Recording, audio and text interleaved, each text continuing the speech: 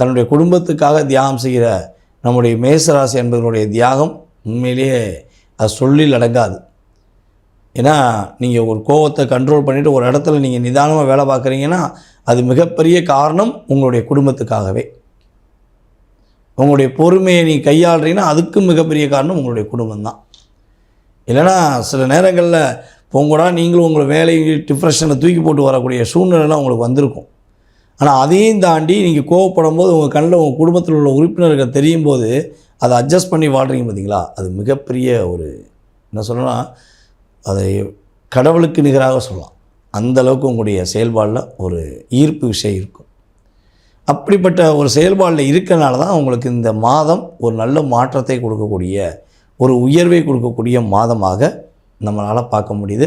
அதேபோல் நம்மளுடைய மேசராசி அன்பர்களில் யாரெல்லாம் சொந்தமாக தொழில் பண்ணுகிறீர்களோ அவர்களுக்கு புதிய வாடிக்கையாளர்களுடைய தொடர்பு கிடைக்கும். உங்களுடைய நேர்மையை பார்த்து உங்களுடைய பழைய வாடிக்கையாளர்கள் அவங்களே ரெக்கமெண்டேஷன் பண்ணுவாங்க.